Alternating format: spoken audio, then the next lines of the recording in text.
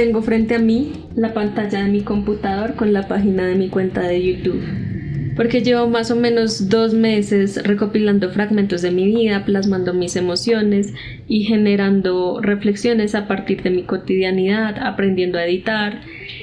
Y aún así, estos minutos he estado mirando el botón de publicar con mucha pausa, porque aunque pueda parecer algo que genuinamente en estos tiempos no es tan grande y creo que no me va a cambiar la vida ni tampoco espero que lo haga, internamente sí representa algo, porque estos videos que he estado haciendo están acá, están ocultos, están privados, porque están entre dos mundos, están entre lo que yo quiero hacer y lo que realmente me atrevo a hacer. Y es que aterroriza bastante ese clic, porque ese clic significa salir de mi zona de confort y dejar de esconderme para mostrar otras versiones de mí. Normalmente he estado acostumbrada a mostrar versiones finalizadas, a mostrar los resultados de mis logros, pero esto implica mostrar el proceso, mostrarme vulnerable, mostrarme cuando aún estoy aprendiendo. Entonces, este clic no significa la apertura de un canal de YouTube o la publicación de un video. Este clic realmente significa la decisión de dejar de esconderme y la decisión de intentar hacer algo incluso antes de estar preparada. Son las 4, casi 5 de la tarde y no he almorzado. Estuve todo el día en el laboratorio.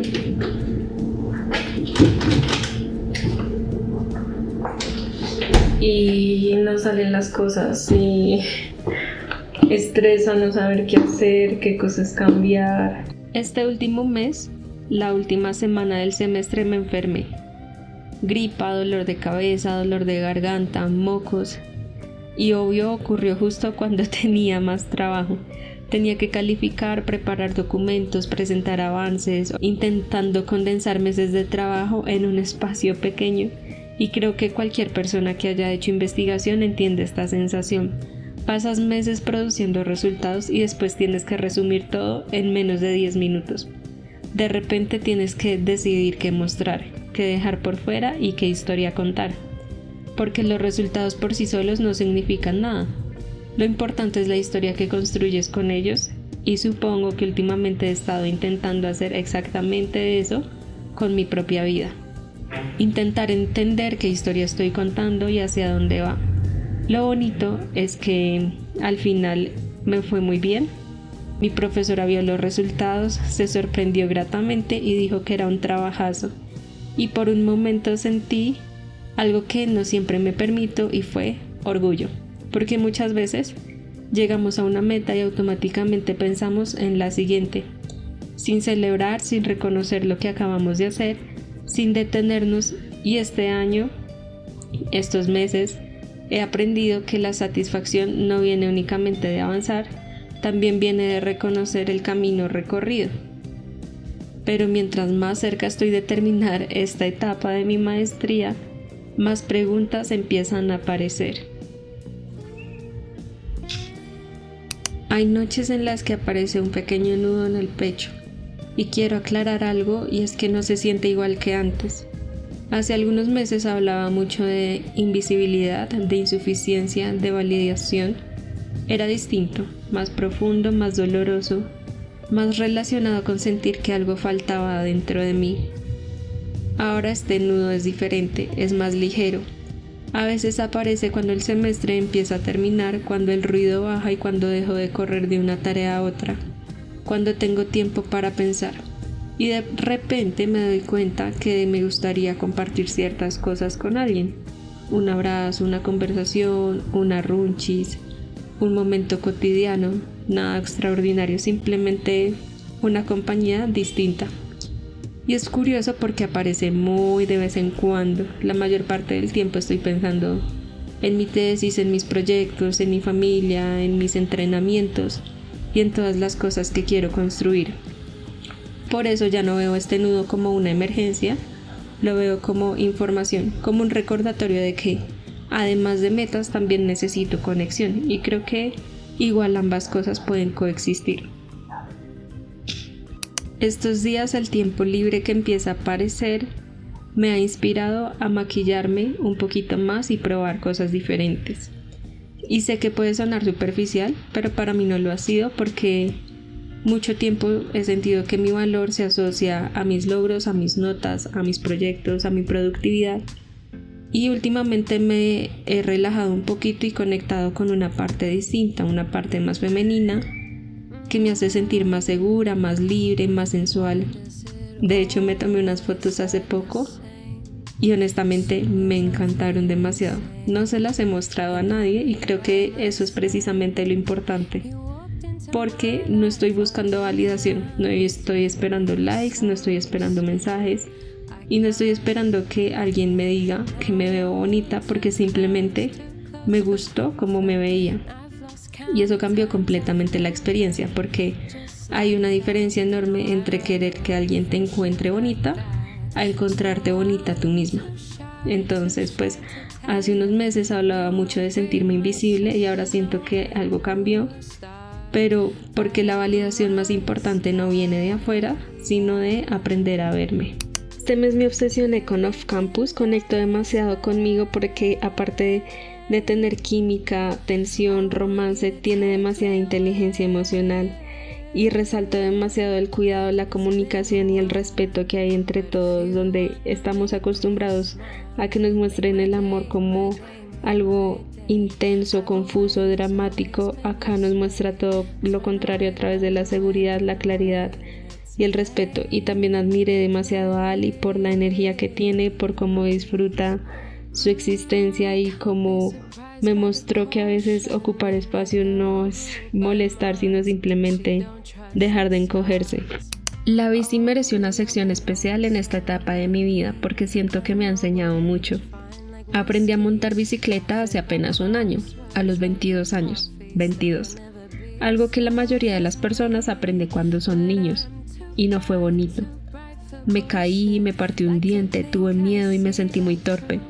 Hubo momentos en los que pensé que quizás simplemente no era para mí, pero seguí, y algo increíble pasó. Eso que parecía imposible empezó a volverse normal, eso que me aterraba empezó a volverse divertido, y lo que antes veía como una limitación terminó convirtiéndose en una forma de libertad. Hoy hago distancias más largas, me muevo por Bogotá, y aunque todavía hay momentos que me intimidan, aunque todavía existe el caos, el tráfico y la incertidumbre, cada vez me siento más capaz, más segura, más libre. Y aún así, todavía hay algo que me cuesta, soltar las manos del manubrio. A veces me pregunto si eso también refleja algo de mi vida, porque cuando imagino qué haría si dejara de preocuparme tanto, las respuestas aparecen, como que me iría a hacer voluntariados, grabaría videos, le dedicaría más tiempo al deporte, aprendería nuevas cosas, cocinaría recetas locas, exploraría, crearía y viviría más experiencias. Y entonces me doy cuenta de algo, y es que el problema no es que no sepa qué quiero, lo que me cuesta es soltar ciertas expectativas, soltar ciertas etiquetas, soltar algunas identidades a las que me he aferrado. Y quiero aclarar algo, no se trata de abandonar la ciencia, ni dejar la investigación, ni alejarme del laboratorio, porque creo que si no disfrutara realmente, no habría llegado hasta aquí. Investigar es difícil, está lleno de incertidumbre, de errores, de experimentos que fallan y de resultados que tardan meses en llegar. Y aún así yo sigo volviendo, sigo sintiendo curiosidad, sigo emocionándome cuando algo funciona, sigo disfrutando aprender. Así que no creo que esto tenga que ver con dejar de lado mi carrera, creo que tiene que ver con aceptar que no es lo único que soy. He construido gran parte de mi identidad alrededor de ser una buena estudiante, pero siento que hay otras partes esperando su turno. La ciclista, la bailarina, la cocinera, la viajera, la creadora, la chica que se atreve a probar cosas nuevas aunque no sea experta en ellas. Y quizás el miedo no es convertirme en alguien diferente, quizás el miedo es descubrir que soy más amplia de lo que había imaginado, porque es fácil definirse con una sola palabra. La científica, la investigadora, la ingeniera, pero pues las personas rara vez caben en una sola palabra. Soltar el manubrio es dejar de aferrarme a una única versión de mí y darme permiso para explorar todas las demás. Y la natación me ha enseñado a relajarme y a no estresarme cuando siento que no puedo respirar. Este mes logré hacer 25 metros de estilo libre sin tabla, Y puede sonar insignificante, pero para mí no lo fue, porque durante todos estos meses coordinar la respiración me parece imposible. Todavía hay momentos en los que me quedo sin aire, claramente todavía no puedo hacer largas distancias, pero estoy avanzando, lento, sigue siendo avanzar. También hice un entrenamiento combinado entre bicicleta y correr simplemente para ver qué sentía, para experimentar, para explorar, y me gustó. Me recordó que mi cuerpo es capaz de más cosas de las que creo. Y luego está el baile. Creo que el baile ha sido una de las experiencias más transformadoras de estos meses, porque no se trata solamente de aprender pasos, se trata de habitar mi cuerpo, de ocupar espacio, de existir más allá de mi cabeza, de objetivos, proyectos y pendientes, porque el baile me obliga a regresar al presente, a sentir, a moverme, a respirar y a estar. Y sobre todo a disfrutar. En días difíciles, en días ocupados o cuando no quiero hacer nada, porque me permite mantener el movimiento en mi vida. Y hay algo profundamente liberador en descubrir que tu cuerpo no es solamente una herramienta para producir, sino que también puede ser un lugar donde te sientes viva.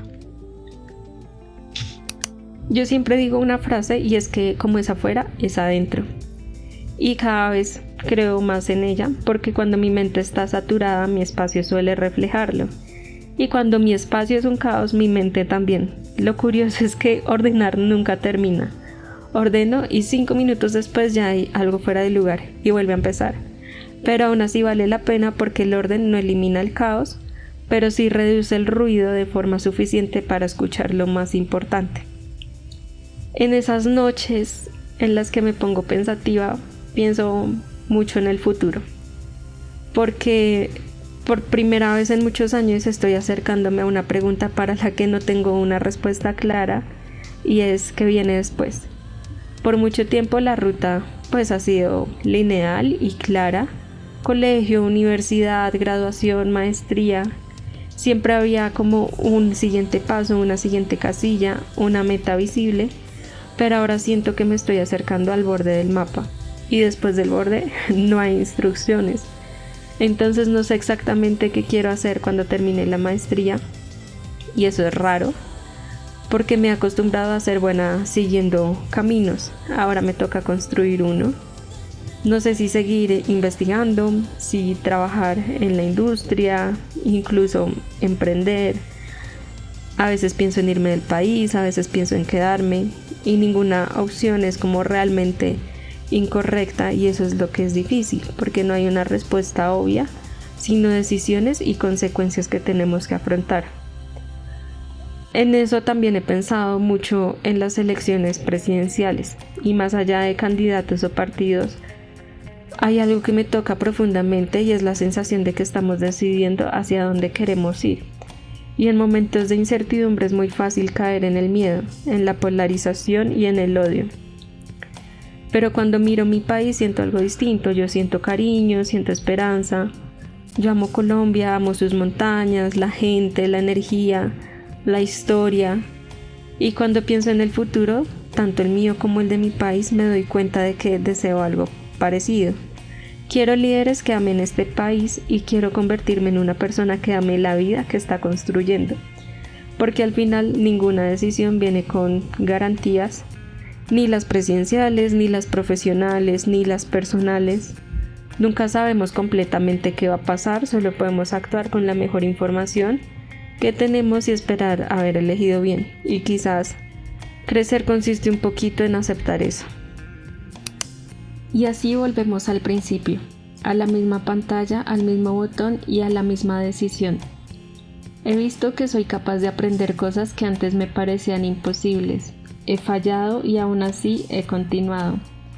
Y así he aprendido a confiar cada vez un poco más en mí. Entonces creo que el problema realmente no es si soy capaz de hacerlo. El verdadero miedo que hay detrás es que la gente me vea intentando, que la gente me vea antes de ser buena, antes de tener las respuestas y antes de saber exactamente quién quiero ser. Pero lo que he visto en mí me ha sorprendido, y sin esperarlo me ha mostrado que no necesito tener todo resuelto para empezar, que no necesito esperar a convertirme en alguien para actuar como ella. y que la confianza no aparece antes, sino que aparece después. Después de intentarlo, después de equivocarte, después de volver a intentarlo. Y quizás en unos años cuando vea este video me dé risa, pero supongo que todas las aventuras comienzan así, con algo pequeño, con una decisión, con un primer paso o con un clic.